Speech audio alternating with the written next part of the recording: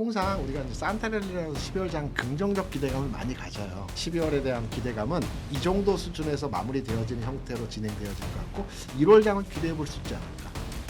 1월 6일부터 9일이라고 합니다. 네. 딱 3일 열리는데 IT 쪽에서는 어워즈 같은 느낌이기 때문에 그 한 해에 대한 IT 트렌드가 많이 나오다 보니까 계속 많이 좀 지켜보고 있는 그런 상황들이죠. CS 2016에서는 피지컬 AI 또 똑같이 AI겠지만 좀 더 구체화되고 좀 자세하게 들어가는 쪽으로 피지컬한 것들 하드웨어 쪽으로 이제 로봇에 대해서는 저희가 이제 거리낌이 없습니다. 그래서 다음으로는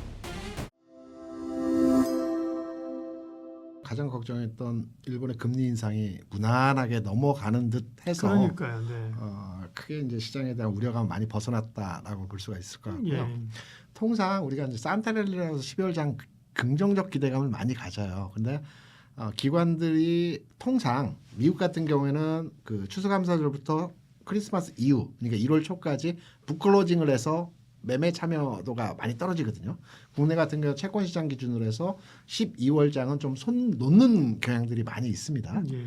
클로징 시켜놓고 수익률도 확정시켜 놓는 경우들이 많아서 우리가 기대했던 12월장 산타 랠리에 대한 기대감은 과거에도 그렇게 많이 나타나지는 않았었습니다.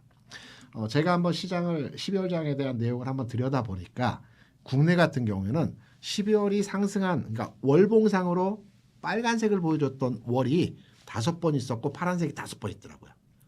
연도가 네, 맞습니다. 10년 동안에. 네, 그러니까 월이 아니라 년이. 네, 네네. 1월장이 1월이 훨씬 더 확률이 높네요. 네, 확률 높고요. 그럼 미국으로 돌려서 음. 미국 시장은 어떠했는가 나스닥 기준을 한번 살펴봤더니 미국은 우리가 조금 더 좋더라고요. 그러니까 1월장은 8번 상승했고 12월장은 6번 상승했어요. 그러니까 우리보다도 한 번씩 더 그렇죠. 상승한 월이 지난 10년 통계 동안에 많았다라는 내용을 제가 확인해 봤는데요. 결론에서 말씀드리면 산타 랠리에 대한 기대감, 시장의 12월에 대한 기대감은 뭐 이미 12월이 다 지나갔지만 이 정도 수준에서 마무리되어지는 형태로 진행되어질 것 같고 1월장은 조금 기대해 볼 수 있지 않을까. 네. 이런 측면으로 접근이 가능하죠. 5월부터 외국인들이 5, 6, 7, 8 네. 8월 초까지 해서 한 20조 좀 넘게 매수를 했어요. 그리고 8월 조정 받으면서 일부 매도 한 2조 원 정도 매도했고요. 9, 10, 10월 중반까지 이때까지 한 2, 3조 정도 매수를 추가로 하는 형태에서 10월 중순부터 한 13, 14조 또 매도를 보여주는 형태로 네. 진행되었습니다. 그러니까 5, 6, 7, 8 시장을 끌고 가는 형태로의 외국인 매수에서 지수가 움직였다면 이후에 10월 중순 11월부터는 외국인의 매도에 의해서 시장이 좀 조정받는 형태의 모습들을 보여줬고요. 그럼 외국인이 매도하는 근본적 이유가 무엇일까라고 판단하면 이때 국내 금융시장에서 가장 핫하게 움직였던 상품은 채권 수익률이었습니다. 3년 국채 수익률이 지난 5월, 6월, 7월 이때 2.34% 정도 수준에서 이게 거의 3% 수준까지 올라왔거든요. 급격하게 채권 금리가 수익률 자체가 상승을 해버렸습니다. 그래서 투자 측면의 관점에서 한국 시장에 돈을 빼는 측면에서 한국 시장 매도로의 진행이 되어졌고요. 이런 부분에서 뭐 환율 시장도 그렇고 채권 시장의 움직임에 대한 외국인의 한국 시장에 대한 조금 관망, 일부 자금 매수 이런 과정들이 시장의 지수 상승에 걸림돌이 아니었나 이렇게 생각합니다. 그래서 이번에 일단 그때가 됐고요. 매년 또 초에 네. 열리는 그또 거기가 또 중부 그 미국에선 중부 쪽이죠, 그쪽이. 네, 약간 사막 가운데 있는 쪽이다 보니까 네. 덜 추운가 봐요. 네, 그래서 일단 거기서 열리는데 가보셨습니까, 박사님? 안 그래도- 가봤습니다. 라스베가스 안 가봤습니다. 예. 안 가봤습니다. 네, 예. 아니 그 다른 게 아니라 이런 거 이제 가전 이 박람회를 한번 구경하러 한번 가보고 싶었는데 그러니까, 예. 네. 1월 6일부터 9일이라고 합니다. 예. 딱 3일 열리는데 보통 이거 한 가을 때부터 막 준비하고 그러더라고요. 업체들 같은 경우는. 왜냐면 거기서 뭔가를 또 보여주고 거기서 또 나의 IT 쪽에서는 그래도 거의 하나의 어워즈 같은 느낌이기 때문에 예. 네, 거기서 한번 뭔가를 보여주겠다는 쪽에서. 근데 여기서 이제 제일 중요한 거는 그 한 해에 대한 IT 트렌드가 많이 나오다 보니까 약 한 뭐 10년 전부터 이제 계속 많이 좀 지켜보고 있는 그런 상황들이죠. 그래서 이번에 CS 2016에서는 나올 부분이 일단 압축하게 되면 세 가지 쪽으로 많이 또 얘기를 하는 것 같습니다. 네. 근데 이쪽이 그래도 과거와 다르게 좀 주 트렌드로 가는 걸 보여주겠다라는 것 같고요. 그래서 첫 번째가 잘 아시는 이제 피지컬 AI, 그냥 이퀄 로봇이라고 하는데 네.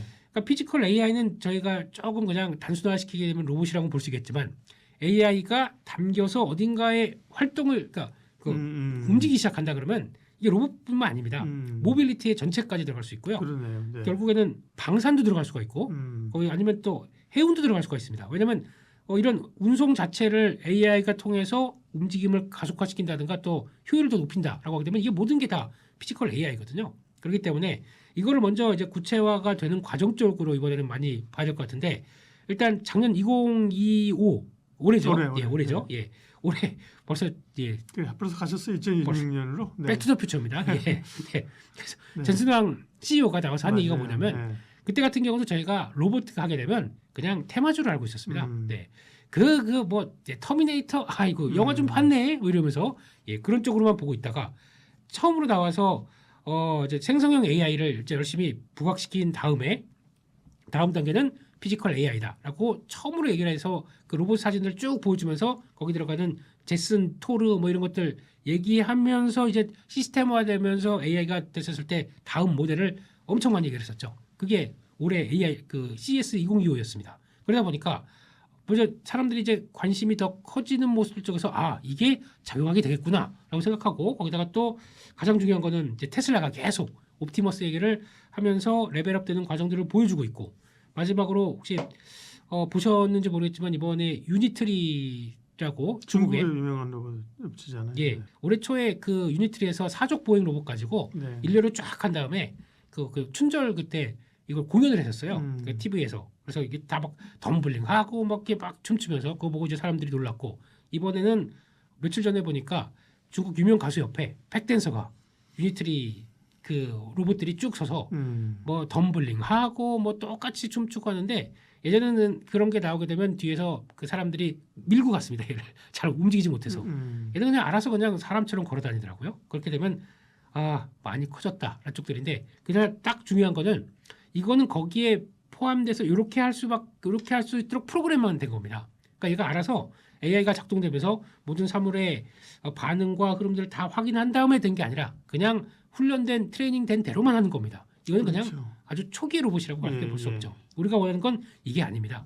그렇죠. 그러니까 만약에 내가 로봇을 갖고 있다. 그러면 나 대신 가서 일해. 작업장 가서 일하고 일 끝나게 되면 바로 알아서 충전하고 있다가 끝나고 나면 바로 와서 집에 와서는 가사도 일해야 되고 설거지도 해야 되고 그 강아지도 산책시켜야 되고 또 집에 할 일도 많고 그런 것들까지 다 다분화하게 되면 역할론과 거기에 나오는 또 작업 환경과 또 사물 환경들이 모두 다르다 보니까 그걸 다 접합할 수 그거를 학습해서 가지고 있는 AI가 아직은 해당이 안 되는 거죠 지금요. 그러니까 이게 무슨 얘기냐면 아마 기능이 고도화되고 거기다가 소프트웨어가 거기 제품에 맞게 그러니까 이 로봇이라고 하게 되면 가사 소프트웨어는 다시 좀 탑재가 돼서 학습이 될 거고요. 작업장 로봇이라고 하면 그런 쪽인데 내가 이직을 했습니다. 다른 또 작업이 필요해요. 그러니까 뭐 자동차 공장에 있다가 마트루치 옆했습니다. 그러면 거기에 맞게 또 다른 소프트웨어가 또 필요하겠고요. 그런 쪽으로 해당되는 소프트웨어가 또 상당히 많게 필요하겠죠. 그러다 보니까 이런 것들까지도 다 얘기가 나오는 과정들이 이번에는 또 보여주지 않나 쪽에서 약간 소프트웨어에 대한 네. 그러니까 제어 시스템 소프트웨어에 대해서 관심이 많이 높아질 게 이번 CS 2016이 아닌가 그렇게 보여지고 있습니다. 뭐 다 똑같은 건데 뭐 지금 로봇이 춤추고 뭐 이런 것만 생각하실지 모르겠는데 네. 이제 시작이란 거죠. 그런 쪽에서 좀 그러니까 일단 결국에는 이제 그 피지컬한 것들 그래서 하드웨어 쪽으로 이제 로봇에 대해서는 저희가 이제 거리낌이 없습니다. 근데 다음으로는 소프트웨어 쪽으로 네. 이 로봇을 제어하고 이 로봇을 또 학습하고 만들어가는 그 과정들에 대한 가장 끝단에 있는 소프트웨어들이 이제는 또 중요한 역할로 보여주고 있기 때문에 그거를 또 이제 결국에는 거기서 이제 로봇도 학습할 거고 저희도 만약에 그걸 내가 소프트웨어를 개발했다. 그럼 내 돈은 일단 AI가 결부돼서 그런 쪽으로 들어간다 그러면 나의 수익은 그 소프트웨어를 통해서 탄생합니다.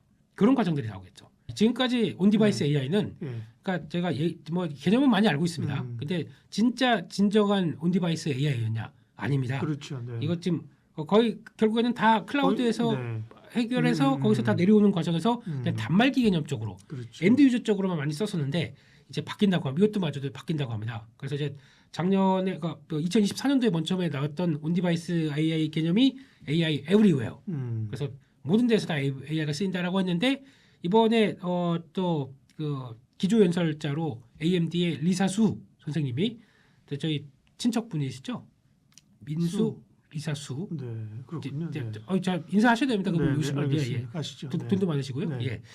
그런 분 음. 옷이 이제 나오셔서 하는 얘기가 이제 AMD의 역할론에 대해서 물론 지금 엔비디아 때문에 많이 가려져 있지만은 그런 쪽에서 우리가 할 역할들 특히 내가 얘기하는 게 이제 직접적으로 뭐 스마트폰이나 이 안에서 자체적으로 돌아갈 수 있게 AI가 가속기가 붙은 CPU라든가 또 아니면 모바일 APU 그러니까 이것도 모바일로 가속화된 CPU 개념들이죠. 이런 것들이 다 착장돼서 아마 AI가 또 다른 단말기 쪽으로 다 되고 나중에 거기서 나오는 걸 가지고 다시 클라우드에서 합치는 이런 과정들에 대해서 얘기를 할 가능성이 높다고 보다 보니까 이것도 옛날 거지만 다시 또 끄집어내서 또 얘기를 나올 수 있다라고 하게 되면 그만큼 이제 AI 가속기에 대한 개념들이 점점 더 높아졌다고 봐야겠죠. 네. 네. 시스템 반도체 쪽에서도 점점 또 진화하는 거고 그렇게 되면은 그러니까 저희는 웃을 수밖에 없습니다. 그런 그러니까요. 쪽에서 네.